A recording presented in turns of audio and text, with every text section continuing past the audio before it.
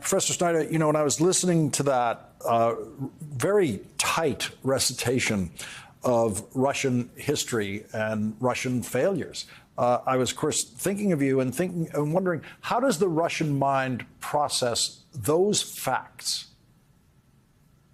In Putin's Russia, those are the facts that are avoided. The vision of the past that Putin has tried to supply is one in which Russia is simultaneously never defeated and nevertheless always a victim.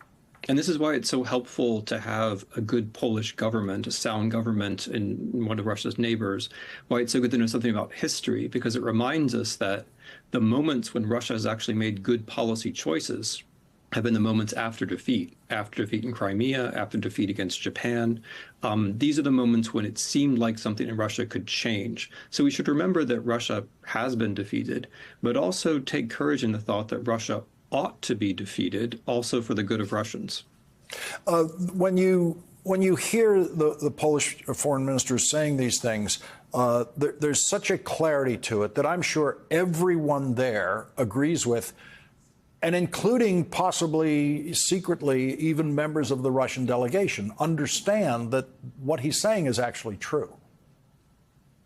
Of course, that's the case. I mean, one of the things which is so refreshing about Foreign Minister Sikorski's presentation is that he accepts with us that there is truth, that it's worth responding to propaganda, not with more propaganda, but with calm recitations of what is going on and what has gone on. And of course, when you accept that truth matters, you're also accepting that you're making the truth, that you're taking responsibility for what's happening, that whether Russia wins or doesn't win has something to do with the things that you do. Because when you apprehend the truth, as opposed to listening to propaganda, you begin to think about what you can do and what you should do. And of course, Poland, the Europeans, and the Americans are in a position to do a lot to make sure that this war turns out the right way. How should we be thinking about this war at what is now the 2-year mark? We are now the weak link. The Ukrainians have shown that they can do an awful lot with the little that we have given them. Right now, we're giving them nothing. We should be thinking of this as a long war, as a hard war, as a war where the Ukrainians are doing the suffering for us, as a war in which the Ukrainians are maintaining peace elsewhere for us, as a war in which we should be thanking them, and as a war in which we should be doing the things that we can do.